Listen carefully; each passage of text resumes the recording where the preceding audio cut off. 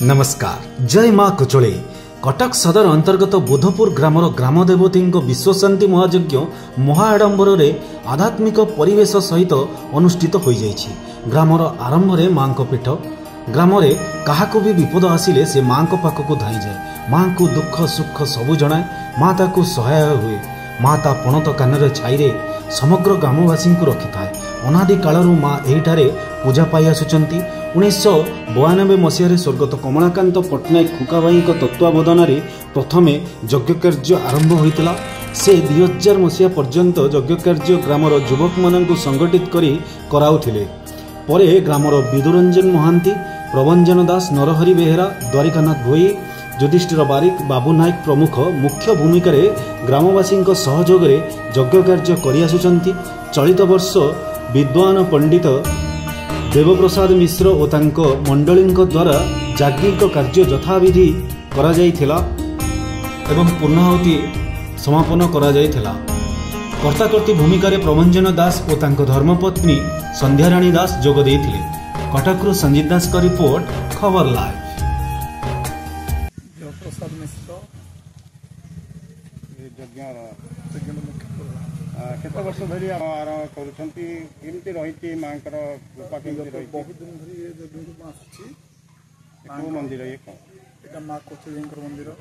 प्रत्येक वर्ष ए देवस्नान पूर्णिमा दिन गोटे दिन व्यापी अनुष्ठान करा जाए। एथिरे आम मुख्य कर्ता भाव प्रभंजन दास, संध्याराणी दास मुख्य कर्ता करते रहती। समस्त ग्रामवासी उद्यम भल एक दिनात्मक श्रृंखला सहित कार्य माँ कमी रही रीतिनीति केमती कौन करा? नीति भल रहे। आम आसा दिन देखी आसू जहाँ माँ समस्त नीतिकांति ठीक ठीक चली अच्छी। वो मंत्र माँ पूजा करा जाए जेहेतु ग्राम देवती कुचुळे देवी जय दुर्गा मंत्र पूजा करा जाए। ओम अम्बे अंबिके अम्बालिके नमोनयति कस्तरं स्वस्त्रं सुकस्तरं प्रज्ञां देवासिनी यही मंत्र पूजा करा जाए।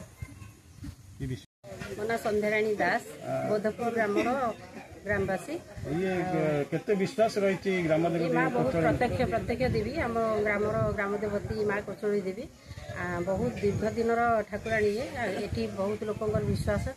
जी जो जाती भी ये समस्ते आग मुंडिया मारे जुआड़े जाती समस्त मनस्कामना भी माँ पूर्ण करती। आम ये दीर्घ दिन मंदिर, दीर्घ दिन ठाकुराणी बहुत प्रत्यक्ष देवी। आम मजा जेजे जेजे बापा समस्ते कहती बहुत प्रत्यक्ष। आंकर माँकर माने अद्भुत अद्भुत माने कार्य जहाँ मनस्कामना करती समस्त मनस्कामना पूर्ण हुए। दीर्घ दिन धरिकी आम बर्तमान 14 वर्ष दीर्घ 14 वर्ष धरी कर्ताकर्ती भाव ये कार्यक्रम सुचारू रूपे संपादन कर समस्त ग्रामवासी मानकर सहयोग क्रमे ये नूतन विग्रह प्रतिष्ठा कराई। पुरातन विग्रह को विसर्जन कर बर्तमान आमर सुचारू रूपे ग्रामवासी सहयोग समर्थन जोगे समस्त कार्यक्रम सुचारू रूपे परिचालित। बहुत विश्वास ठाकुराणी उपर समस्त समस्ते ये सहयोग समर्थन दे पूर्ण सहयोग दे माने कार्यटा संपादन करती। यज्ञ कार्य बहुत श्रृंखलार सहित समाधान हुए। परिचय मो ना हूँ प्रभंजन दास, घर बोधपुर। यहाँ माँ कोचुळी माँ का मंदिर। ये ग्राम देवती है आमर ये समग्र ग्रामवासी मंदिर।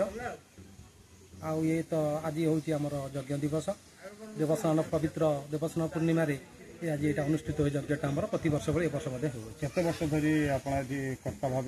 आम ये दीर्घ 14 वर्ष धरिकी कर्ताकर्ती भाव में कार्य निर्वाह कर केमी आप निजे यज्ञ विश्वशांति महायज्ञ निजे आयोजन करते ना ग्रामवासी द्वारा? नहीं, ग्रामवासी सहयोग में कार्य कराए। आम ग्रामवासी मैंने ये बसई आम प्रत्येक दिन सुचारू रूप कार्य करने सब चेष्टित हो कि देखिए अवगत भाव पढ़ी माँ ग्राम देवती मंदिर एबे तार डेभलप करा आगु को कौन कर? हाँ, माँ आमर गला वर्ष जो पुराणा मूर्ति थे से आम विसर्जन करी नव विग्रह प्रतिष्ठा कर नूतन मूर्ति आनी प्रतिष्ठा करूँ माँकर। ए गला जुलाई मास 2024 जुलाई ये आमर नूतन विग्रह प्रतिष्ठा होती। आर आज पड़ी तो यज्ञ दिवस दिवस पालन करुँ। से बहुत दिन पुराणा कथित तथाकथित अनुसार बहु आवाहन करुँच। ये हुए तो 100-150 वर्ष पूर्वर मंदिर आमर जे बाप अजा आमर जो अच्छा पूर्वज मैंने सी कहते बहुत पुराणा देवी ये डाकिले वो करती जी जहाँ मानसिक करे से कार्य कृतज्ञता निश्चय से सफल होती।